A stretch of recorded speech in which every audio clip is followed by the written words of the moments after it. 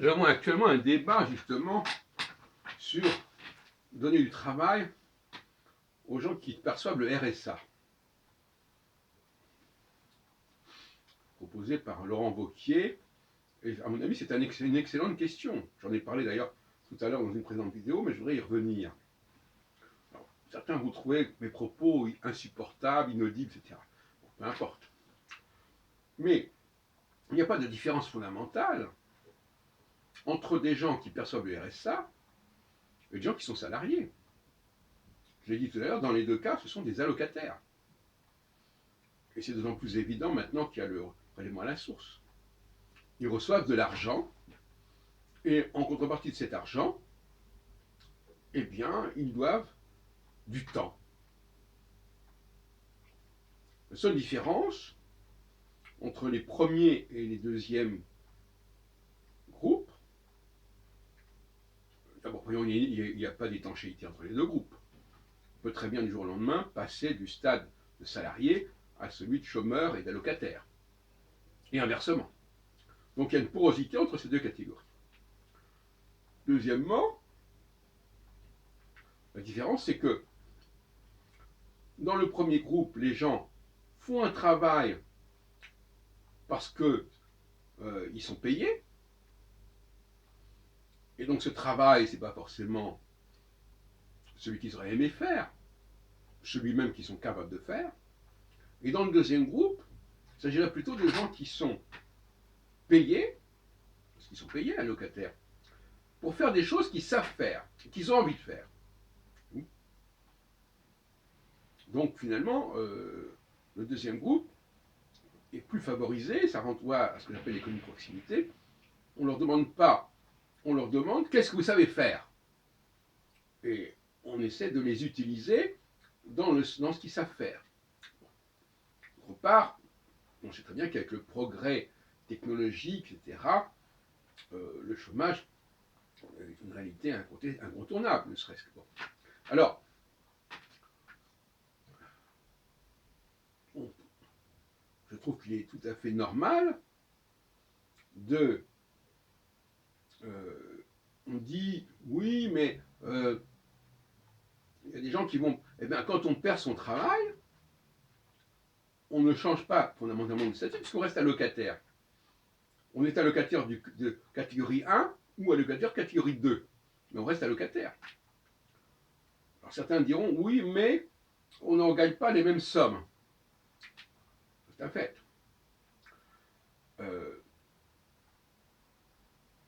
Il faut faire un choix. Il y a des gens qui peuvent préférer être allocataire 1 ou allocataire 2. Mais dans les deux cas, de toute façon, on va dépendre de quelqu'un.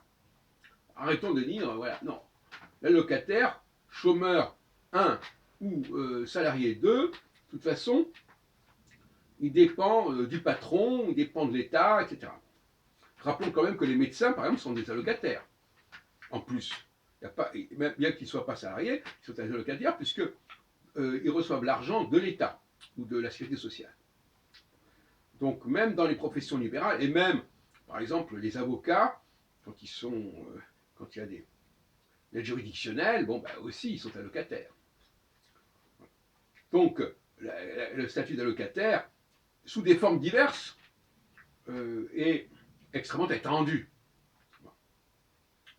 Et donc, il y a une porosité entre les différents statuts d'allocataire. On passe d'un statut d'allocataire à un autre statut d'allocataire, avec des avantages différents, des conditions de vie différentes. Et à mon avis, tout ça, ça peut être aménagé de manière satisfaisante. Et je rappelle encore une fois que les gens qui ont des enfants sont également des allocataires. Ils reçoivent des allocations familiales. Bon. Les retraités sont également des allocataires. Donc nous sommes dans une société d'allocataires. Il n'y a qu'une toute petite minorité de gens qui ne sont pas des allocataires. Et qui, eux, font fonctionner la société dans son ensemble. Ce sont les chefs d'entreprise, ce sont tout un ensemble de chercheurs qui sont capables de créer des produits qui peuvent donner du travail. Ça, c'est le discours de droite. Le discours de gauche, c'est oui, mais non, c'est nous, les salariés, qui faisons marcher la société. C'est un discours qui est quasiment inaudible aujourd'hui. Alors, effectivement, on dit les gilets jaunes, ce ne sont pas des gens qui sont au chômage. Ce sont des gens qui ont un travail. Ils ont un travail, mais il n'est pas payé assez, ou il y a d'autres personnes qui sont mieux payées. Hein, il y a aussi la discussion sur est-ce que les femmes sont moins bien payées que les hommes, etc. Alors on va dire, oui, mais c'est pas du tout pareil. Mais si, c'est le même principe, ils sont allocataires. À un niveau ou à un autre, ils sont allocataires. Et avec le prélèvement à la source, comme je disais tout à l'heure, eh bien, ils sont encore plus allocataires. C'est-à-dire qu'en fin de compte, ils reçoivent la somme qu'ils doivent recevoir. Ils n'ont même pas à faire l'opération d'aller payer leurs impôts. Ça change complètement, c'est un piège peut-être qu'on pourra dire, mais ça change complètement la situation. Au lieu que ce soit eux qui payent leurs impôts, et qui donnent quelque chose à l'État, c'est l'employeur qui ne leur donne que ce qu'il a à leur donner et qui verse à l'État, lui, c'est lui qui paye l'impôt. C'est pas l'employé. On pourrait dire, non mais c'est vrai, c'est comme les charges sociales. Le salaire devient une charge sociale que l'employeur paye. On pourrait, au lieu de dire, bon, l'employeur a des charges sociales et puis il paye ses employés, eh bien maintenant, non, il paye ses employés et ces employés reçoivent moins d'argent parce que le patron va payer lui-même les impôts que doivent ses employés, mais en réalité, c'est lui qui paye aussi. Donc, si vous voulez, c'est même plus le salarié qui paye ses impôts, c'est le patron qui a des charges supplémentaires. Qu'autrefois, il demandait aux employés de payer, maintenant, il le paye lui-même. De la même façon que la TVA, eh bien, au lieu que ce soit le client qui paye l'impôt de la TVA, eh bien, c'est le vendeur qui prélève cet impôt à la source. Et donc, l'acheteur, lui, il ne paye pas l'impôt. Il le paye. Vous voyez ce que je veux dire? C'est-à-dire qu'en fin de compte, ce n'est plus la même démarche. Je veux dire par là que la TVA, plus la retenue à la source, fait que par rapport à l'impôt, le client, le salarié, n'ont pas le comportement de payer l'impôt. N'ont pas à payer l'impôt. L'impôt, il va être payé en réalité, pratiquement, concrètement, par la classe supérieure, par l'employeur, et non pas par le salarié. C'est une situation qui est nouvelle en France, mais qui est déjà installée dans un grand nombre de pays, et par conséquent, voilà la nouvelle situation.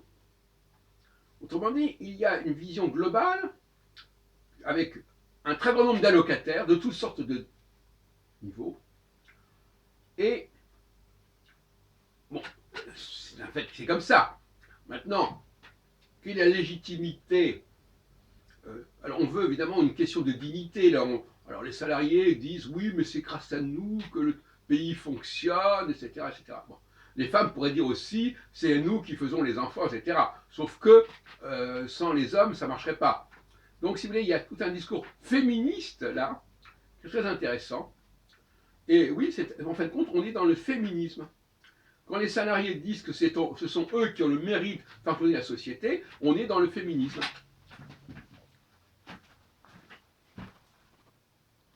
Même quand c'est tenu par des hommes, bien entendu.